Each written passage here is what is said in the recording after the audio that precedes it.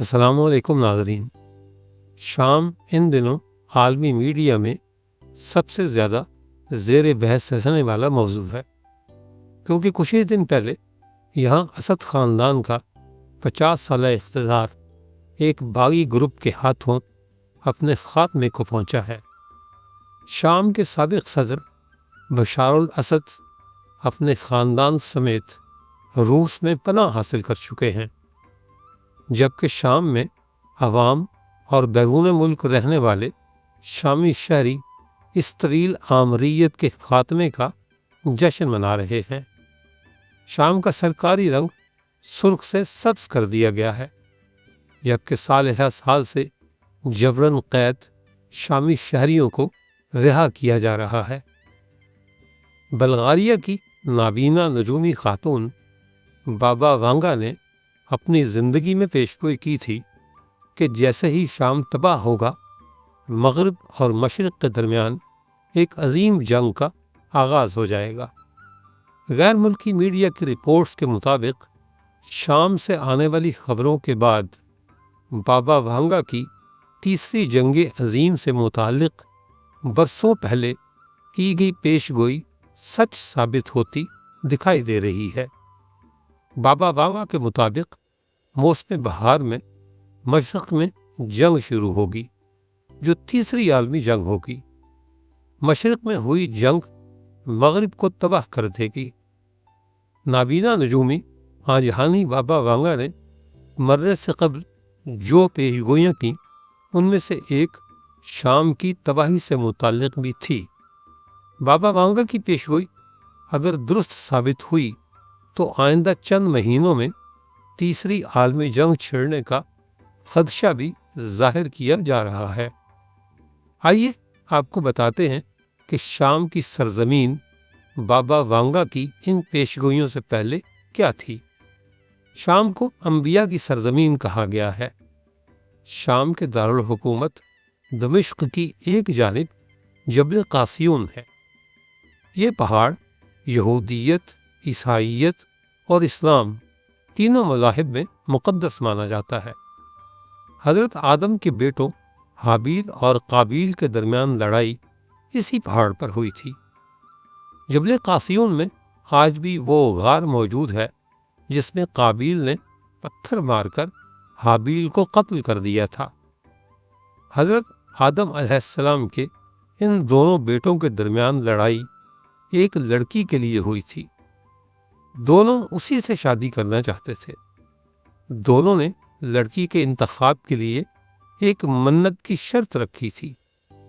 اللہ تعالیٰ نے حابیل کی منت قبول کر لی، کیونکہ وہ لڑکی قابیل کے ساتھ پیدا ہوئی تھی اور وہ اس دور کے حساب سے قابیل کی بہن تھی، لیکن حسن میں اس لڑکی سے زیادہ خوبصورت تھی جو حابیل کے ساتھ پیدا ہوئی تھی۔ خوبصورتی اور رقابت کا خوفناک جذبہ قابیل کے حکم خداوندی ماننے سے انکار کا باعث بنا۔ چنانچہ حابیل جب جبل قاسیون کے ایک غار میں موجود تھا تو قابیل آیا، پتھر اٹھایا اور حابیل کے سر پر دے مارا، جس سے اس کی موت واقع ہو گئی۔ قابیل نے اس کے بعد حابیل کی لاش اٹھائی اور جبل قاسیون پر مارا مارا کرنے لگا۔ کوے نے مدد کی اور اپنی چونچ سے زمین کھود کر دوسرے کوے کو دفن کیا۔ قابیل کو اپنے بھائی کی لاش زمین کے حوالے کرنے کا طریقہ معلوم ہو گیا، چنانچہ اس نے بھی زمین کھودی اور حابیل کو دفن کر دیا۔ حابیل اور قابیل کی لڑائی کا غار اور حابیل کا مزار، یہ دونوں آج تک سلامت ہیں۔ یہ غار آج بھی خونی غار کے نام سے پکارا جاتا ہے۔ یہ جبل قاسیون کی چوٹی پر ہے۔ غار میں وہ پتھر بھی موجود ہے جس سے قابیل نے حابیل کا سر کچلا تھا۔ کہتے ہیں کہ اس غار کی چھت سے قطرہ قطرہ پانی ٹپکتا رہتا ہے۔ لوگوں کا خیال ہے کہ غار ہزاروں سال سے حابیل کے قتل پر آنسو بہا رہا ہے۔ حابیل کا آلہ قتل بظاہر 1.5-2 کلوگرام کا چھوٹا سا پتھر ہے، لیکن یہ خاصا بھاری ہے۔ آپ اسے آسانی سے اٹھا نہیں سکتے۔ یہ غار انبیاء کرام اور اولیاء اللہ میں بہت مقبول رہا ہے۔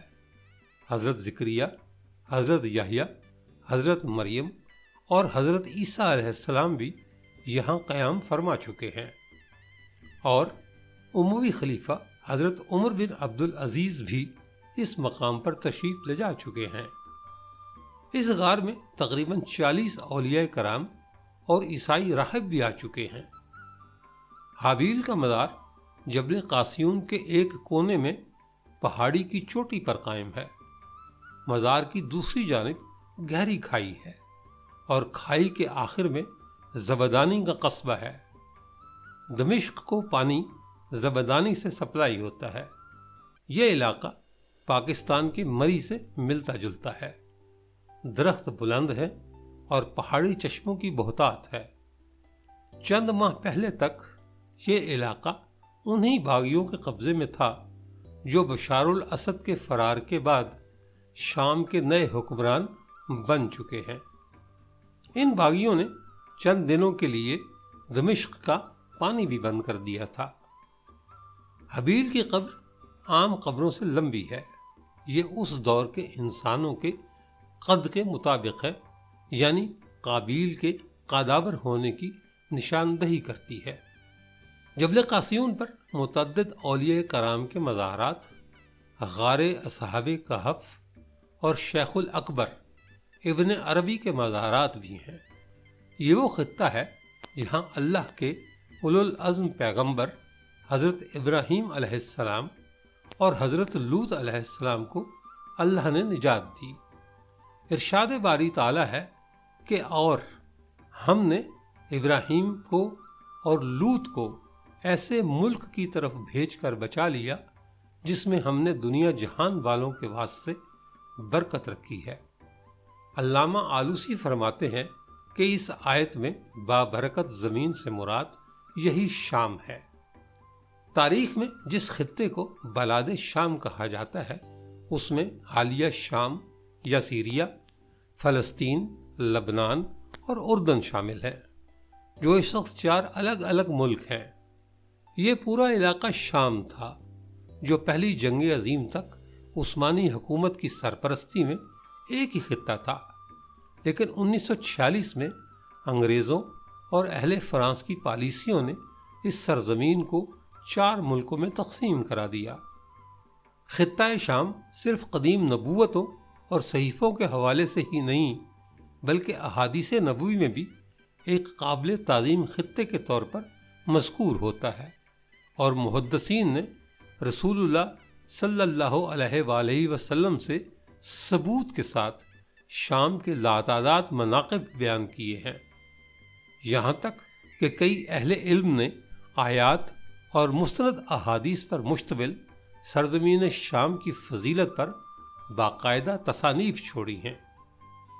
اسلام کے ابتدائی عہد میں یہ سلطنت روما کا مرکز تھا۔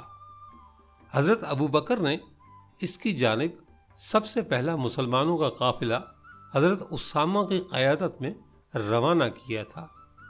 یہ وہی لشکر تھا جسے خود رسول اللہ صلی اللہ علیہ وآلہ وسلم نے رومیوں کے حملوں کے سد باب کی خاطر تیار کیا تھا، لیکن آپ کی وفات کی وجہ سے اس کی روانگی آپ کی حیات طیبہ کے بعد حضرت ابوبکر صدیق کے عہد خلافت میں ہوئی۔ حضرت اسامہ کی کامیابی کے بعد حضرت ابوبکر صدیق نے حضرت خالد بن ولید کو مختلف اصحاب نبی کی قیادت میں 4000 پر مشتمل فوج کے ساتھ شام کا رخ کرنے کے لیے کہا۔ اس لشکر نے سب سے پہلے شمالی اور مشرقی فلسطین کو فتح کیا، اور پھر حضرت عمر کا دور شروع ہوا تو اس دور میں مسلمانوں کو اس لشکر نے طویل جنگ کے بعد شام کو فتح کیا۔ تاریخی اعتبار سے شام 15 ہجری میں ہونے والی جنگ یرموک سے پہلے ہی اسلامی سلطنت میں داخل ہو چکا تھا۔ اس اعتبار سے شام ایک قدیم ترین اسلامی سرزمین ہے۔ شام اگرچہ رسول اللہ صلی اللہ علیہ وآلہ وسلم کے زمانے میں اسلامی سلطنت میں شامل نہیں تھا، لیکن بذریعہ وحی آپ کو اس کا علم ہو چکا تھا کہ وہ جلد ہی اسلامی سلطنت میں داخل ہونے والا ہے، اور اللہ نے اس سرزمین کو خصوصی برکتوں سے نوازا ہے۔ اس لیے آپ صلی اللہ علیہ وآلہ وسلم نے اس سرزمین کی فضیلت کو بیان کرنے کے ساتھ ساتھ اسے مسکن بنانے کی بھی ترغیب دی۔ ایک روایت میں آپ صلی اللہ علیہ وآلہ وسلم کا ارشاد ہے، ان قریب تمہارے ہاتھوں شام فتح ہو جائے گا۔ جب تمہیں وہاں کسی مقام پر ٹھہرنے کا اختیار دیا جائے تو دمشق نامی شہر کا انتخاب کرنا، کیونکہ وہ جنگوں کے زمانے میں مسلمانوں کی پناہ گاہ ہوگا، اور اس کا خیمہ یعنی مرکز غوطہ نامی علاقے میں ہوگا۔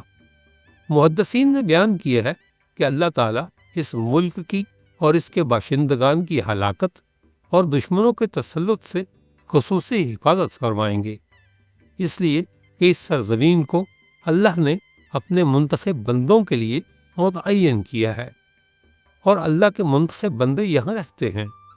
چنانچہ حضرت علی کرم اللہ وجہہ سے مروی ایک روایت میں ہے کہ رسول اللہ صلی اللہ علیہ وآلہ وسلم نے فرمایا، ابدال شام میں ہوتے ہیں، یہ کل 40 آدمی ہیں، جب بھی ان میں سے کسی ایک کا انتقال ہوتا ہے اللہ تعالیٰ اس کی جگہ بدل کر کسی دوسرے کو مقرر فرما دیتے ہیں۔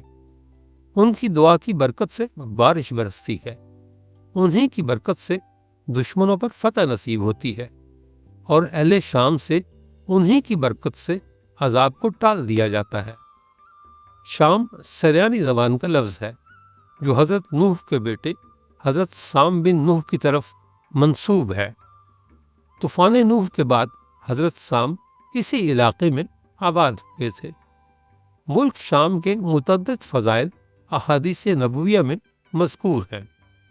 قرآن کریم میں بھی ملک شام کی سرزمین کا بابرکت ہونا متعدد آیات میں مذکور ہے۔ شام سفر معراج نبی کریم صلی اللہ علیہ وآلہ وسلم کی پہلی منزل تھی، اور یہی وہ مبارک ملک ہے جس کی طرف حضرت سلیمان علیہ السلام کے حکم سے ہوائیں چلتی تھیں۔ یہ وہی سرزمین ہے جس کے مرکزی شہر دمشق میں بیٹھ کر آخری خلیفہ راشد مولا علی کے خلاف بغاوت کی منصوبہ بندی کی گئی۔ پھر اسی سرزمین نے برہنہ پا امام زین العابدین اور کربلا سے لٹ کر آنے والی خانمہ برباد سید زادیوں کے ننگے سر دیکھے۔ یہ دمشقی تھا جس کے دربار میں مولا علی اور بی بی فاطمہ کی شہزادی زینب کی گرجدار آواز کے سامنے اموی خلیفہ کی زبان گنگ ہو گئی۔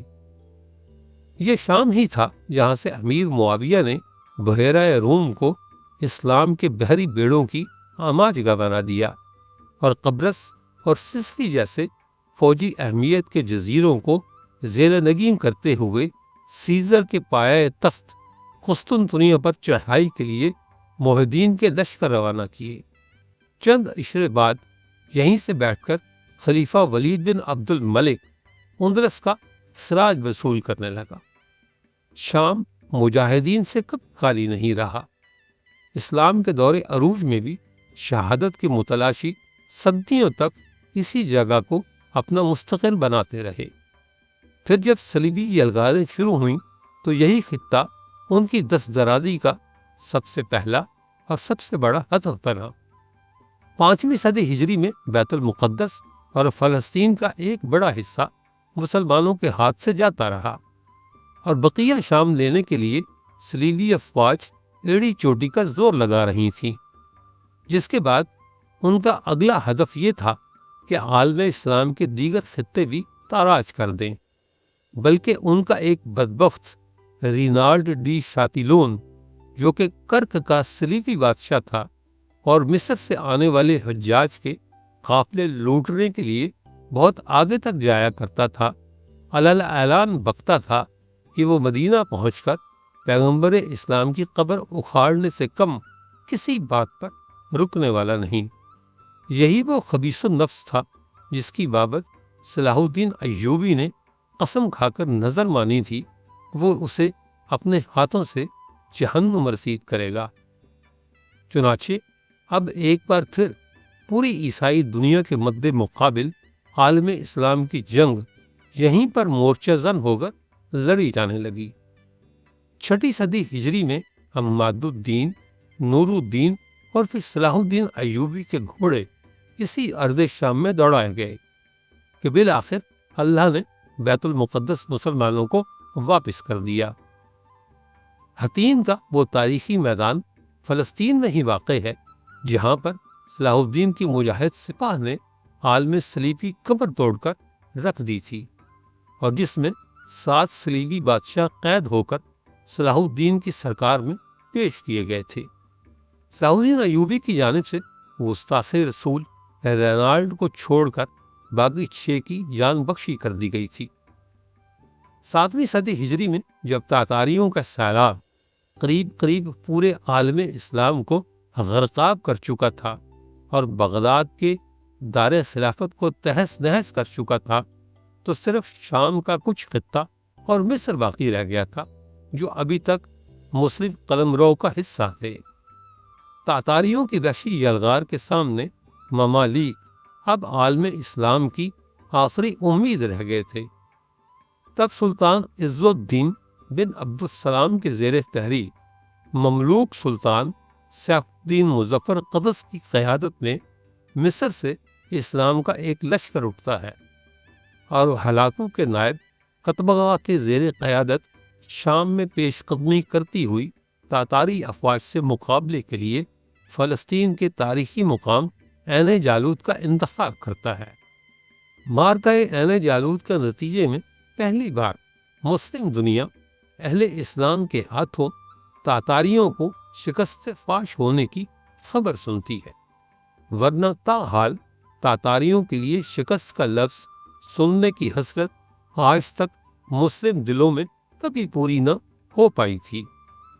معرکہ عین جالوت کی بابت ہی سلطان قطز کا یہ تاریخی نعرہ مشہور ہے، واہ اسلام ہا کہ ہائے اسلام گیا۔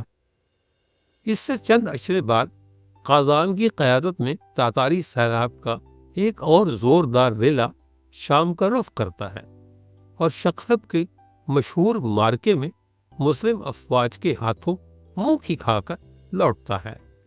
اس معرکہ شقب کے روح رواں شیخ الاسلام ابن تیمیہ ہوتے ہیں۔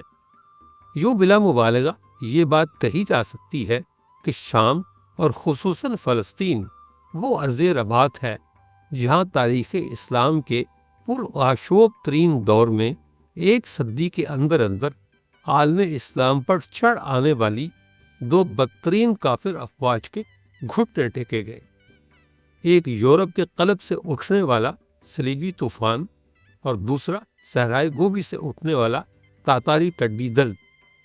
قرب قیامت کے حالات و واقعات میں بھی سرزمین شام کی اہمیت کئی ایک روایات میں منقول ہے۔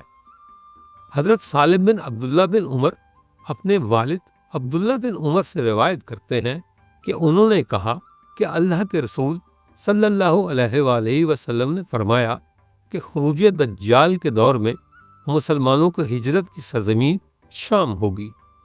حضرت عبداللہ بن عمر بن العاص سے روایت ہے کہ اللہ کے رسول صلی اللہ علیہ وآلہ وسلم نے فرمایا دجال میری امت میں 40 تک رہے گا۔ مجھے نہیں معلوم کہ 40 سے مراد 40 دن، 40 مہینے یا 40 سال ہے۔ پھر اللہ تعالیٰ عیسیٰ بن مریم علیہ السلام کو بھیجیں گے جو عروہ بن مسعود سے مشابہ ہوں گے، پس وہ دجال کو تلاش کریں گے اور اسے قتل کریں گے۔ پھر لوگ 7 سال تک اس حال میں رہیں گے کہ 2 آدمیوں کے مابین بھی دشمنی نہ ہوگی۔ پھر اللہ تعالیٰ شام کی طرف سے ایک ٹھنڈی ہوا بھیجیں گے اور دنیا میں کوئی بھی ایسا شخص باقی نہ رہے گا کہ جس کے دل میں ذرہ برابر بھی ایمان یا خیر ہو، چاہے وہ پہاڑ کی کھو میں ہی داخل کیوں نہ ہو جائے، وہاں بھی وہ ہوا گھس کر اس کی روح قبض کر لے گی۔ یہ روایت بھی کی جاتی ہے کہ قیامت سے پہلے حضرت عیسیٰ کا نزول سرزمین شام پر ہی ہوگا اور دجال بھی اسی سرزمین پر مارا جائے گا۔ حضرت ابو امامہ سے مروی ہے کہ اللہ کے رسول صلی اللہ علیہ وآلہ وسلم نے فرمایا قیامت اس وقت تک قائم نہ ہوگی جب تک کہ عراق کے بہترین لوگ شام اور شام کے بدترین عراق میں نہ چلے جائیں۔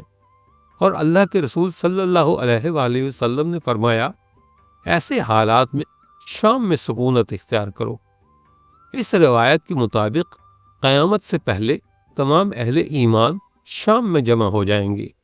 ان روایات سے یہ ہدایت ملتی ہے کہ خیر و شر کے آخری معرکے میں اصل کردار جس خطۂ ارضی نے ادا کرنا ہے وہ سرزمین بلاد شام ہے۔ ان روایتوں سے یہ بھی معلوم ہوتا ہے کہ سرزمین شام کو ہی میدان حشر بنایا جائے گا، یہاں قیامت کے بعد اولین و آخرین جمع ہوں گے۔